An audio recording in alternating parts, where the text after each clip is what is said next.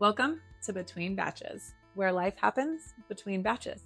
We're two friends figuring out life in what we lovingly call our queenager era. I'm Ashley. And I'm Danielle. And while something's coming together in the kitchen, we're talking about everything else. So let's get to what we're batching. And what are we batching today? So we are batching a strawberry basil tonic. Because we are talking about travel. And tonic and travel. Yes. And this recipe is really one that we kind of like muddled together from a few different recipes. Exactly. From a few different recipes online. Yes. So in our shaker, we have sliced strawberries and fresh basil. And from Ashley's garden. Yes, I have I don't think it's an arrow garden, but I have like one of those aqua gardens. Yeah. That's on the countertop at my house. So I'm going to just throw in a few more strawberries and we are going to muddle these guys together. Do you want me to do it? Yeah. What can I get together for you? So while I am muddling the strawberries and the basil, we are going to also have the juice of, we've decided 1 lemon. It calls for like 3 tablespoons of lemon juice, but we're just like. Does anybody actually squeeze a lemon and measure that? I feel like the answer to that is no. No, I agree. Okay. So we're going to squeeze in this juicy lemon. Woo! It's fine. And you squirt Ashley. And you know what? Lemon juice is a cleaning agent, right? So true. It's antibacterial naturally, isn't it? I think so. I know, random side note, when people in my family are like have drainage, I use lemon oil like right here. Oh, like right behind your ears? Mm-hmm. Yeah. To help with that. So we're muddling in the lemon juice, and then we're going to add 2 tablespoons of honey also. I don't know if we just want to squeeze it. Eyeball that. Yeah, I was going to say, I don't think you want to put that in your shaker. 1, 2. We're going to keep muddling. And then do you want to add, we're going to put 1.5 ounces of vodka into we're just going to add it into our cups, into our glasses. And you could easily do this without alcohol too, if you want. Yes, absolutely. This would be like a great lemonade recipe. Ooh, it would be good lemonade recipe. Just add maybe a little bit more lemon juice. Ooh, you could add some mint. Mm-hmm. Yeah, I love strawberry basil. That is. So how we're going to do this is we are going to strain this into our glasses and then top with our tonic. Okay. So we're going to attempt to put about half in each of our glasses.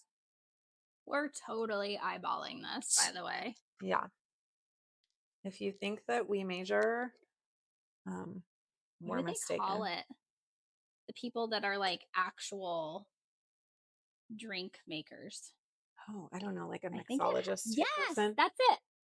And then we've garnished, as you can see, with a cute little strawberry. I feel like they need straws. I actually agree with you. On the Italian soda station, there's a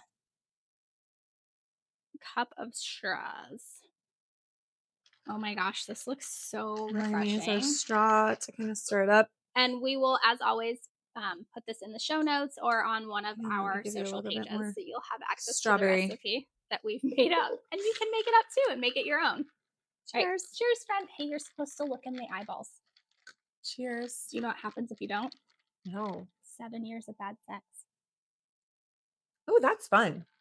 Ooh. It's really good. This is a good pool drink. I was just about to say, this is a great summer cocktail for the porch sitting. All right. It's really good. All right. We are going to take our drinks and go set the table. See you there. Okay. All right. Well, here we are at the table. We are with our yummy drinks. I feel like we should have one more sip. These are seriously dangerous. Y'all need to make these. All right. So we're going to talk about travel today. And Danny and I have had the privilege to travel together a lot. Yeah. Early in our friendship, we traveled together as just adults, going to conferences and things together. Yep. And then at one point, I think our girls were 6 and 7. Yeah. 7 and 8. They were little. We decided, let's take a road trip with our girls. Yes, we did. Our husbands thought we were nuts because we wanted to go it was a very long road trip. We wanted to go to the Ark. the Ark Encounter, and from where we are at, it was a very long trip, several hours. And they were, like we said, fairly young. Yes. And, but we did it. And then we have made it a yearly tradition ever since. I don't think we've missed a year. We haven't. Even when like one of our spouses was traveling, we still made it happen. Or deployed. Yeah. Yep. So, yeah. We'll talk a little bit about our girls' trips, but we might just kind of chat about travel in general. I know for me personally, travel is not a negotiable thing. It is something that is in my DNA. I'm convinced I am happiest when I have something to look forward to and to go and to plan. I love seeing new places, new food, new people, new history, new I love exploring, and I'm blessed that my husband figured that out fairly early in our marriage. And instead of fighting it, even with all the travel that he does, it's not always his idea of restful or relaxation because he does it so much for work. But he knows that it's important to me and has made that a priority in our family. Yeah, us too. And it is definitely something that I look forward to. And I am one of those people who does not eat to live, but I live to eat. And that is also important. But we'll go there. And I think it's important for kids too. Even if your trip is just an hour or two down the road and it's camping or renting a cabin at a KOA or whatever it is, I feel like that for kids to grow up with a sense of there is something outside of my box, like my little box that I live in, I think is just so important. I think it just gives them such a different perspective as littles. And traveling with them is so fascinating because they see things in a way that you would never. So what are some like kind of difficult things about traveling with kiddos, like especially when they're younger? So I would say just difficult things traveling with kiddos. Our kids are not homeschooled, so working that schedule, working around school schedules and practices and all of that is definitely challenging. And then also, depending on where your kids are in the age range, especially when they're really little, they thrive on routine and timetables and things like that. And so pulling them out of that can be challenging. And then just the amount of things that they have to travel with, especially when they're little. There's so much stuff that comes with them. And then traveling with a special needs kid. There's medicines and therapies and AFOs and all kinds of things that have to go with you. That is just a whole other thing. And did I leave anything out? No, I mean, I definitely think when they're little, and you have to travel with all of the things, that was something that was kind of eye-opening to me when we first had a child. And then you're right about the schedules. And when our daughter was really little, we would kind of pack her up and take her everywhere. But then by the time we had our second kiddo, the first was old enough that her routine was like pretty set. And so that I think threw a wrench in that system as well. But I agree with you about traveling with them, like seeing things through their eyes, the joy and sometimes, I don't know, fears if we're like going to an amusement park or something. And then just the learning about different cultures. And like you said, even 2 hours down the road, it could be a whole different region, whole different area, food. Yeah, for sure. Sometimes even accent. Yes. So what does your ideal travel look like? Are you a planner or a go with the flow? And I will tell you, we're kind of cheating a little bit on these questions. I think we probably already know the answers to a lot of them. Most of them, yeah. But it's fun to talk about. Yeah. So I am the combination of the two. I need to have a loose outline. I need to know what are the priority things that we want to do, whether it's on the way there because we're doing a road trip or once we are at our destination. But I don't want everything planned to the minute, or even to the hour, quite frankly. Like if we stumble upon a restaurant or this looks like it could be a fun activity, I want to be able to squirrel and go do that and then come back. What about you? So I think I am definitely a planner. I don't think I'm an over planner as far as like packing days and things like that. Yeah. But I'm definitely a planner. I want to have a plan in place because if there isn't anything to squirrel to, now what do we do? Now we're just staring at each other in a place we don't know. So I want to have a plan, but I don't, once I leave, like for the trip, I'm totally okay if it changes, we abandon it, we move things. I'm good with that. I just want to know that there is a plan in place if it's necessary. Mm-hmm. And I will say this, if I am with my kids, I am much more of a hyper planner than if it's just my husband and I will actually not plan hardly anything. I bet that's a lot of people. Yeah. Unless there's something like super high on our priority list, like we're going for a specific thing. Yeah. And then the other caveat to that would be in the country versus out of the country. So if I am leaving the country, I am a hyper planner because the last thing I want to do is be caught off guard in a foreign country. And then I go, but I will purposely make sure that there is like giant blocks of time, even in foreign countries and even with my kids, that don't have anything planned for exploration. So to me, that's part of the plan. She plans for that. I plan for not planning. I'm sensing a trend. Do you prefer, in an ideal world, to plan or to travel with others or just your little family, just your hubby? Like, what is your ideal travel situation? I like them all for different reasons. I do too. And hubby and I have had this conversation actually quite a bit recently and as we've gotten older. So again, I'm a little bit older than Ashley. My husband's a little bit older than me. So a lot of our friends are empty nesters. We're actually the last one left. Are you? Yeah, except for you guys with kids in school. Everybody else has adult children. So we have gotten to that phase of life where traveling with friends is becoming a little bit more common just by nature. I enjoy traveling with my kids for all the reasons that we talked about. Yeah. They're amazing humans, and especially as they're becoming adults and you can do more things with them, it's a lot of fun. It's so fun. And to get that unadulterated time with them as adults is priceless. So if you haven't traveled with your adult children, do it.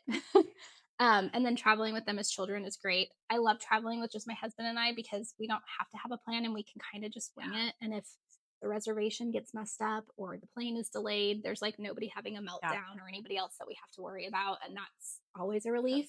Yeah. But hubby and I have talked a lot about the fact that there are definitely people that you learn really quickly that you can travel with. Yes. And people that you can't. And I will tell you, it has nothing to do with how good of friends you are at home, Nope. how much you love them, how similar you are. There are some people whose travel styles simply don't mesh. I agree. And that is okay. And I will say, at least from our end, we have been blessed that our families seem to travel really well together. Yep. But I have some other dear friends that we don't travel the same together. And that is totally okay. It is completely okay. Yeah. And just, I think, knowing who you are and being honest about that, and then focusing on travel with the ones that you do truly find it a joy is amazing.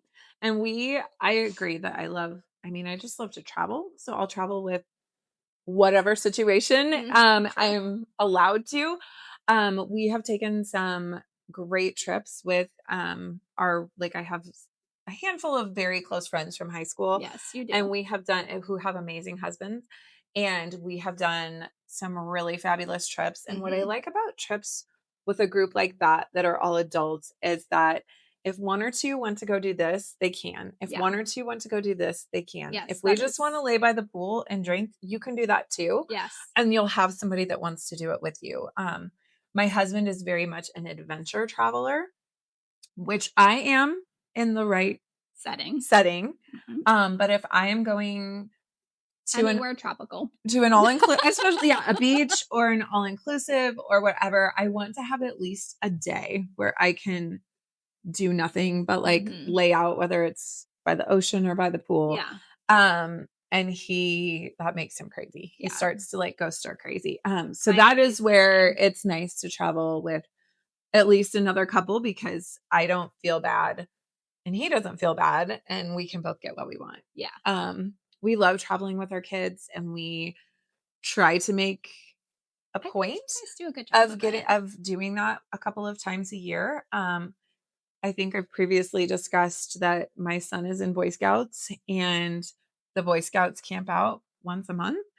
And so much between that and then my husband having 1 month or 1 weekend a month already committed also, it really narrows down the amount of time that we have that we can travel, and you throw in other things with kids. But we definitely try to make a point of once or twice a year.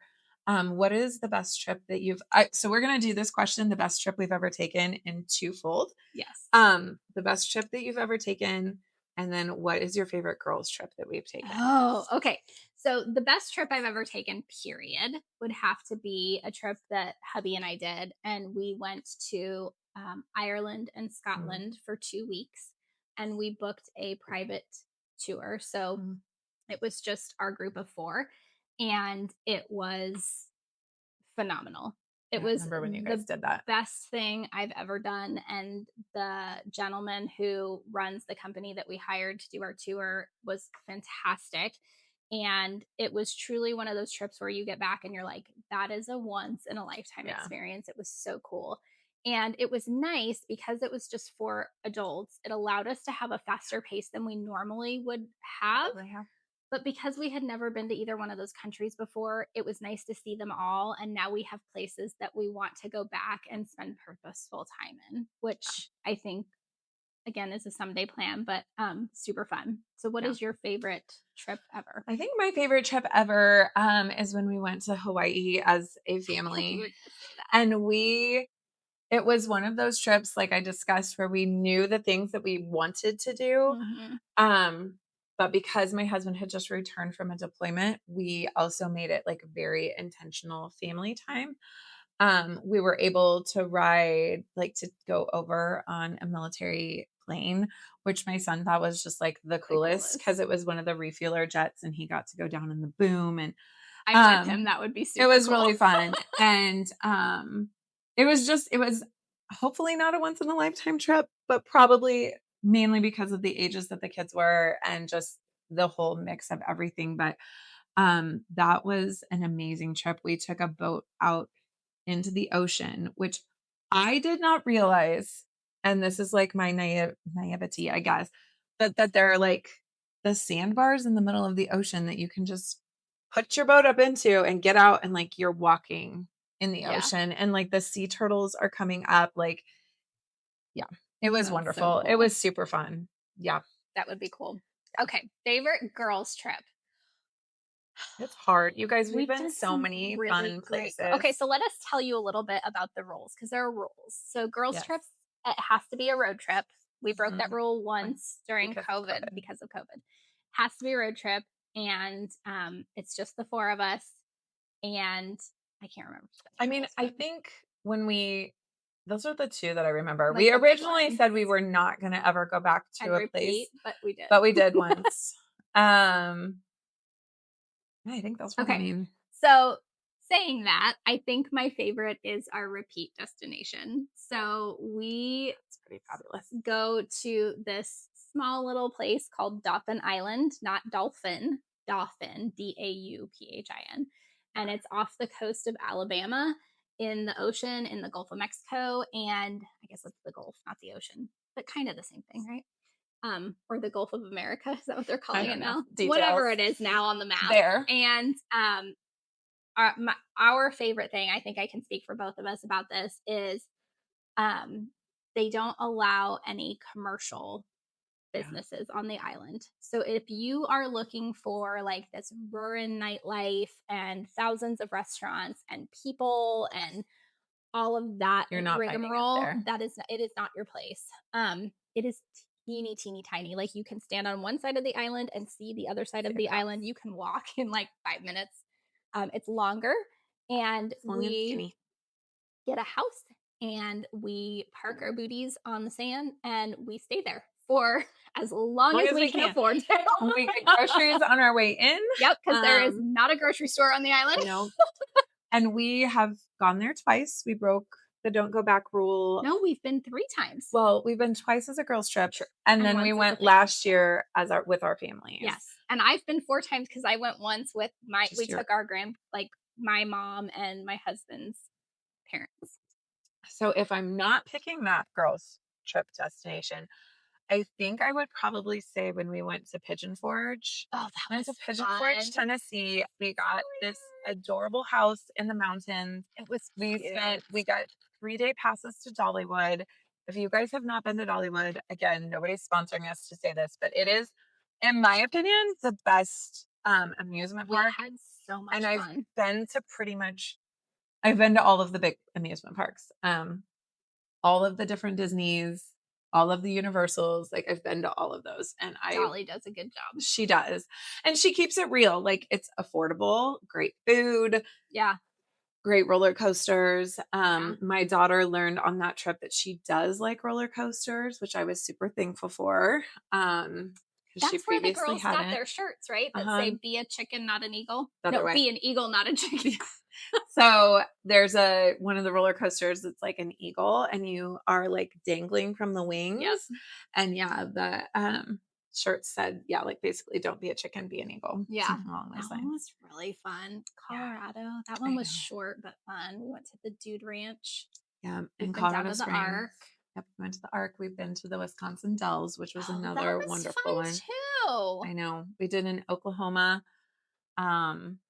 which was really cool. I mean, that was the one where we slept with the cats. Yeah, so we were like in like a wildlife safari type park and sleeping. Like, we had a cabin. Yeah, you could hear them roaring all night. Yeah, it's pretty cool. We've been really blessed to be able to do some of those, and we always we have to do these kind of on the cheap.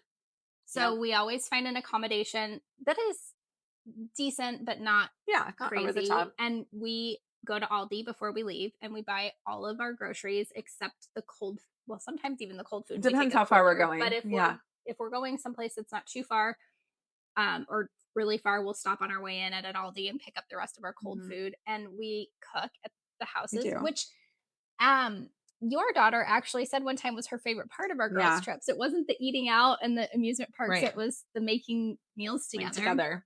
Which, again, we both love to cook. I mean, hence why we're doing the part of this podcast the way we are. So that brings up a great, where do you like to splurge when you're traveling? So, my preference for splurge would probably be our landing place. So the hotel, the house, the whatever. Like, I would splurge there and pack all of my food if I had to. Especially if it's like that style of a trip, right? Where you're not backpacking Europe, right? You're there to spend time with each other. So my splurge would probably be the accommodation, rather than anything else. How about you? And I think I would say the experiences or excursions, with the caveat of, especially when we went to Dolphin Island, the experience and all the experience was kind of the house. So I think, when we were in Hawaii, we were blessed to be able to stay with some military accommodations, which were fabulous.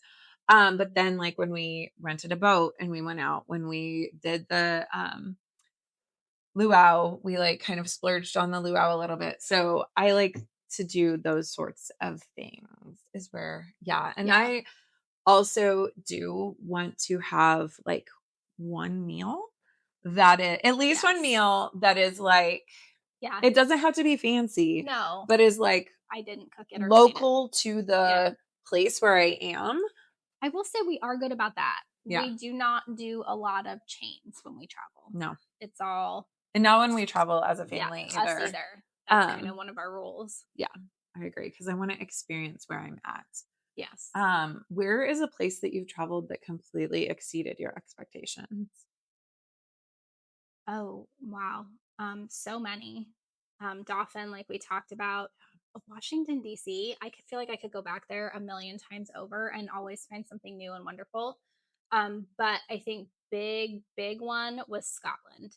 I went on that trip not looking not that I wasn't looking forward to Scotland, but it wasn't my main thing. Like, I really wanted to go to Ireland, and I thought that that was going to be like the be all end all, and it was going to be my favorite. And it actually ended up being the opposite. Sorry, Ireland. I fell in love with Scotland. It is probably one of the most breathtakingly beautiful places I have ever seen in my life, and so unmessed with for the most part. It's just gorgeous, and the people were kind, and it was just a truly lovely, lovely place to visit. And it was way more than I expected from the trip, for sure. I thought for sure I would leave there being like, okay, yeah, Scotland was great, but Ireland was the thing, and it was the exact opposite. I think for me, the place that exceeded my expectations the most during was not maybe not necessarily the destination, but during the COVID lockdown, we borrowed my in-laws camper and we went up to South Dakota and did like the Black Hills and Mount Rushmore and all of that. And we stayed in the camper at HOA, and so did everybody else because it was because nobody could do anything. Nobody wanted to go anywhere else. And we all thought we were like somehow, anyway, it doesn't matter. But we were not, it was not just us that had that thought. Right. Yeah. But just that whole experience was so fun and so memorable. And I really didn't expect that or think that that is how it would be. Part of the road trip, like we packed food, and so we could just pull over and make sandwiches if we wanted to, get in the camper if we needed to. It was pretty wonderful. That would be cool. That is something I have always wanted to do. I've stayed in a camper, but I've not done like a camper trip. And I feel like that would be fun. It was fun. I would enjoy that, I feel like. Okay. So, Ashley. Yeah. What is your current craving? So my current craving is kind of silly, but this cooler, which we both have, it's really cute, right? Like the color and the shape and the size. Oh, show them the strap. So the strap is striped, and it's very cute, and it holds like a decent amount of stuff, but even when it's full, it's still lightweight, and you can carry it with you. And it fits really nicely in between my back bucket seats. And both kids can easily access it. What are you currently craving? So since we're doing a travel episode, my current craving is my travel toiletry bag. Yeah. So it has this really great pocket up front that you can stick a lot of stuff in. And then it opens up and it has a hanger, and it like it's huge. It's like I don't even know, like I can't even get it all in on your screen there. It is like ginormous. And you can shove so much in it, and then it just like folds up, and it's waterproof. And I have the same one, and it does fit full-size bottles, which is fabulous. Yeah. We'll post it on Pinterest for you guys, but as it's not very expensive, it's an Amazon thing. So if I do abuse it to the point, I had one before this, and I overstuffed it enough that some of the stitching pulled out, but it wasn't like I'd used it for a couple of years. So to replace it for what they cost, they're very inexpensive. Felt okay. It felt okay. I didn't feel like, oh my gosh, I spent $100 on that. Now it's ruined. It was. I agree. Yeah. So. Yep. I love it. All right. So we have a question on the table we are going to leave you guys with. Danny, what's our question? So our question is, if money was no object, where would you travel to tomorrow? I would travel to Italy. Same. Really? Yes. That's funny. So we didn't rehearse this. We didn't. But yeah, the food, the people, the landscape, the wine, all of it. And if money was no object, I think I would want to start in the north. Okay. And then work my way down. Okay. And then end up over in either Sicily or maybe even Sardinia. Yeah. And just rot on a beach. Yes, me too. That sounds really fabulous. I love Italy. I think I love Italy. I think I love Italy. I love Italy. I feel like I love all the things that Italians love. Food, relaxation, wine, family. I love, one of the things I really love is that they take like their meals, their nighttime meal Serious is like business. hours, and you just get to like relax and chill and let your food digest. You're not running out the door to volleyball practice. No, you have aperitivo, and then you have a course meal, and then you have a digestif, and and I agree. Bread. Yeah. And I feel like Italy is one of those countries that the regions are so varied. I mean, if you think about like where the north is and what other countries it borders, and then when you head all the way south and where that is and what that borders, and then the cuisine and all of that just goes with it. Like, agreed. Yeah. And you do a lot of walking. So the bread, you can eat the bread. Until the end when you're parked on the beach like a beluga whale and you just enjoy life. Absolutely. What do they say? La dolce vita? La dolce vita. So friends, tell us in the comment section, if money was no object, where would you travel? Yes. Where would you go tomorrow? And who would you take with you? Yeah, that's a great question. Yeah. Tell us. If this episode spoke to you or you enjoyed it or you know a friend that would enjoy it, we hope you'll share it with them. Don't forget to like and subscribe when you're on our page if you haven't already, and we will see you for our next episode.